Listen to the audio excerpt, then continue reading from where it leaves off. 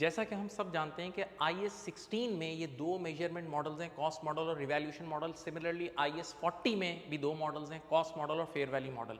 तो अब यहाँ सवाल ये है कि अगर एक कंपनी कॉस्ट मॉडल यूज़ कर रही थी, क्या अब वो शिफ्ट होकर रिवैल्यूएशन मॉडल पे आ सकती है या रिवैल्यूएशन मॉडल से कॉस्ट मॉडल पे आ सकती है? क्या चेंजिंग मॉडल अलाउड है? जवाब है हाँ, यस, बिल्कुल अलाउड है, लेकिन ये ट्रीट होगा as a changes in accounting policy. तो जब मैंने नाम लिया चेंजेस इन अकाउंटिंग पॉलिसी, तो मुझे IS 8 पे जाना होगा, और IS 8 कहता है कि अकाउंटिंग पॉलिसी दो मेजर रीजन की वजह से चेंज हो सकती है। नंबर वन, या तो स्टैंडर्ड कह रहा हो, स्टैंडर्ड में कोई नई चीज़ आई हो और स्टैंडर्ड का ऑर्डर हो, फिर तो मानना पड़ेगा हुक्म, बिल्कुल। या फिर इस वजह से भी हम अकाउंटिंग पॉलिसी चेंज कर सकते हैं फॉर बेटर प्रेजेंटेशन, यानी जिसकी वजह से हमारी फाइनेंशियल स्टेटमेंट की रेलेवेंस और reliability of financial statement increase हो जाए। तो ये जो सेकंड रीजन मैंने दिया ना, इस वजह से ये शिफ्ट अलाउड है, बिल्कुल अलाउड है। लेकिन दुनिया भर की IFRS की बुक्स में साफ लिखा हुआ है कि आप यहां से यहां जाओगे ना, यहां से कॉस्ट मॉडल से रिवैल्यूएशन मॉडल पे जाओगे, कॉस्ट मॉडल से रिवैल्यूएशन मॉडल पे जाने का मतलब पुराने जमाने की कॉस्ट से आज नए दौर की फेयर वैल्यू पे लाना, यानी लोगों को रियल मार्केट वैल्यूज दिखाना। तो ये तो लोगों के लिए अच्छा है, लोग यानी इससे तो फाइनेंशियल स्टेटमेंट की रेलेवेंस और रिलायबिलिटी बढ़ेगी, तो ये तो बिल्कुल ही अलाउड है, ये तो हर ऑडिटर अलाउ कर देता है, इसमें तो मसला नहीं है। लेकिन साथ साथ IFRS की बुक में ये भी लिखा हुआ है, इट इज हाईली अनलाइकली, ये वर्ड है हाईली अनलाइकली, कि आप यहां से यहां शिफ्ट होगा, रिवैल्यूएशन मॉडल से कॉस्ट मॉडल पे शिफ्ट होगे और आप कह रहे हो कि हमारी फाइनेंशियल स्टेटमेंट की रेलेवेंस और रिलायबिलिटी बढ़ जाएगी।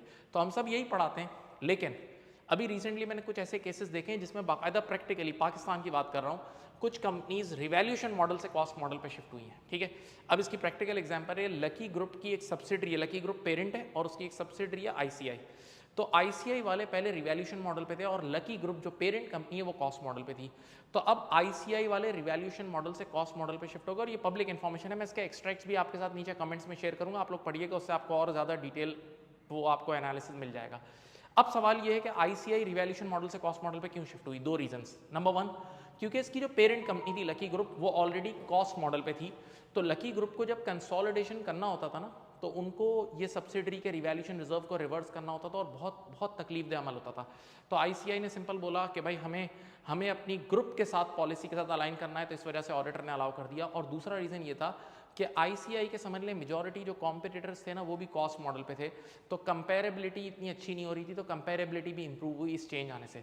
तो बाकायदा ये चेंज उन्होंने उसके नोट्स में भी लिखा हुआ है, मैं शेयर करूंगा। तो एक तो ये इसकी एग्जांपल हो गई, प्रैक्टिकल के रिवैल्यूएशन मॉडल से कॉस्ट मॉडल पे आई। सिमिलरली एक और कंपनी है पाकिस्तान की, नाम मैं भी भूल गया हूँ, उनके भी किसी प्रोफेशनल ने मेरे साथ शेयर किया था कि वो कंपनी आप समझें 2020 में रजिस्टर हुई, कंपनी बनी 2020 में, और उन्होंने इनिशियली रिवैल्यूएशन मॉडल अप्लाई कर दिया, लेकिन एक साल बाद उन्होंने कहा हम कॉस्ट मॉडल पे शिफ्ट हो रहे हैं। तो ऑडिटर ने भी उनको अलाउ कर दिया, क्योंकि उसकी वजह ये थी कि पाकिस्तान की प्रॉपर्टी मार्केट आप पिछले 4-5 साल से देख रहे हो, बिल्कुल सुन हुई है, बिल्कुल चल ही नहीं रही। तो उस एक साल में कोई वैल्यूएशन ही नहीं हुई थी और एक्टिव मार्केट भी नहीं थी, बिल्कुल लेस एक्टिव मार्केट और कोई ट्रांजेक्शन ही नहीं थी। तो उन्होंने जब रिवैल्यूएशन मॉडल से वो लोग कॉस्ट मॉडल पे शिफ्ट हुए ना, तो कुछ फर्क भी नहीं आया, फाइनेंशियल स्टेटमेंट में कोई फर्क भी नहीं आया। और उस प्रोफेशनल ने खुद बताया कि हमने 3 साल पहले ये शिफ्टिंग कर दी है, अभी तक रेगुलेटर की तरफ से भी कोई ऑब्जेक्शन नहीं है और ऑडिटर ने भी हमें अलाउ कर दिया।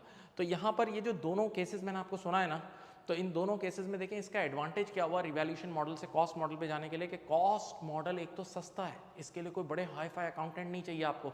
फेयर वैल्यूएशन पे इतना वैल्यूएशन निकालने का इतना खर्चा होता है, फेयर वैल्यूएशन निकालना एक बहुत बड़ा अमल है, तो वो सारे खर्चों से आप बचोगे, टाइम कंज्यूमिंग नहीं होता, कम टाइम में हो जाता है।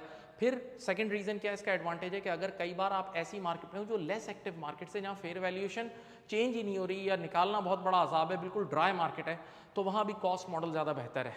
उम्मीद है आपको ये वीडियो पसंद आएगी। अच्छा, ये वीडियोस मेरे साथ कुछ मेरे सारे फ्रेंड्स हैं, जो मेरे ऑडियंस है, वही लोग मेरे प्रोफेशनल मेरे साथ केसेस शेयर करते हैं और जिससे हम सबको फ़ायदा पहुंचाते हैं। तो मैं चाहूँगा आप लोगों के पास भी अगर कोई ऐसा अच्छा केस हो तो लाजमी शेयर करें और इस चैनल को सब्सक्राइब करें, इस वीडियो पे कमेंट करें अगर आपको पसंद आई। अपना बहुत ख्याल रखिएगा। Thank you. अल्लाह हाफ़िज़।